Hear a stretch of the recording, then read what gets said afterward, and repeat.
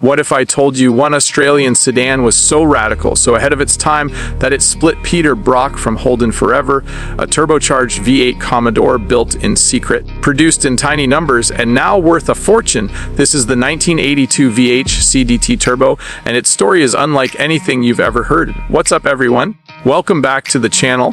If you live for rare Australian muscle, engineering controversy, and cars that rewrote history, you're exactly where you need to be. Today, we're stepping into one of the boldest, most misunderstood, and most exclusive performance sedans ever built in this country. This is not just a Commodore. This is not just a Brock car. This is the 1982 Holden VH CDT Turbocharged Commodore, a machine born from defiance, innovation, and pure ambition. Picture Australia in the early 1980s. Naturally aspirated V8s ruled the streets, fuel injection was still a luxury talking point, and turbocharging was seen as exotic, risky, and borderline radical. Into that environment stepped Peter Brock, a man who didn't just race cars, but challenged convention at every turn.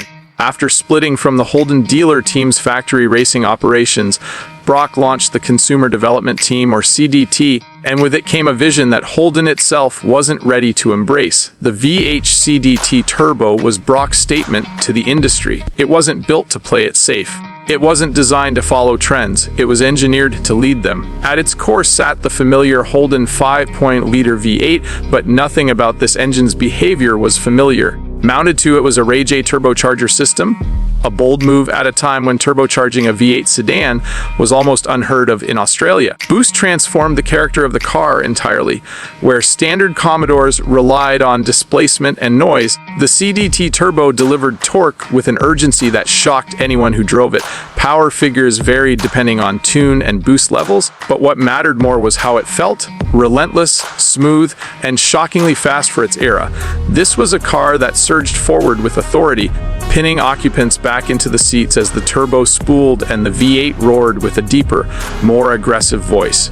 It wasn't just quick in a straight line. Brock's influence ensured that the chassis could handle the power. Suspension upgrades sharpened response, improved stability, and transformed the VH Commodore into something far more focused than anything rolling out of a standard Holden showroom. Visually, the CDT Turbo made its intentions clear without shouting. The body kit was subtle yet purposeful, aerodynamic enhancements designed to improve high-speed stability rather than just aesthetics. CDT badging replaced the traditional HDT markings, signaling a new chapter in Brock's legacy. The stance was aggressive but refined, the kind of presence that commands respect without resorting to excess. Step inside, and the interior reinforced the car's exclusive nature. This wasn't a stripped-out race shell, nor was it a luxury cruiser. It was a performance environment. Supportive seats, unique trim details, and a sense that everything inside the cabin existed for one reason: to connect the driver to the machine. Every control felt deliberate. Every gauge mattered. This was a driver's car in the purest sense. What truly elevates the VH CDT Turbo beyond its specifications is its story. This car represents a fracture point in Australian automotive history.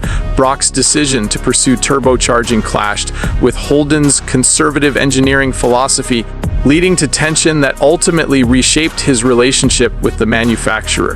The CDT Turbo became a symbol of independence, proof that Brock was willing to walk away from factory backing to pursue innovation. Production numbers were extremely limited, with estimates hovering around 500 units. That rarity alone would make this car desirable, but rarity isn't what makes it legendary. What makes it legendary is the courage behind it. This was not a marketing exercise. It was not a watered-down special edition. It was a genuine attempt to push Australian performance forward, even if the industry wasn't ready to follow. On the road, the VH CDT Turbo demanded respect. Turbo lag reminded drivers they were dealing with serious hardware, but once boost arrived, the car came alive in a way few sedans ever had. It required skill, restraint, and understanding, traits that separated real drivers from casual owners. This wasn't a car for everyone, and that's exactly why it matters. Today, the VH CDT Turbo stands as one of the most collectible Brock-era Commodores ever produced. Values continue to rise as enthusiasts recognize its significance, not just as a performance car, but as a historical artifact. Owning one is about more than horsepower or investment potential. It's about owning a piece of Australian Australian automotive rebellion. This car paved the way for future forced induction performance long before turbocharged sedans became mainstream. It challenged manufacturers to think differently. It proved that innovation often comes from those willing to risk everything to move forward. When you see a VH CDT Turbo today, you're not just looking at a rare Commodore. You're looking at a moment in time when one man's vision collided with an industry's comfort zone and left an indelible mark. If you appreciate cars with real stories, cars that weren't built to please everyone, cars that dared to be different, then this is one of the greatest Australian performance sedans ever made. The 1982 Holden VH CDT Turbocharged Commodore isn't just remembered, it's respected. If you enjoyed this deep dive into one of Australia's most controversial and iconic machines, make sure you smash that subscribe button, drop a like, and let me know in the comments what Brock-era legend you want to see next. I'll see you in the next one.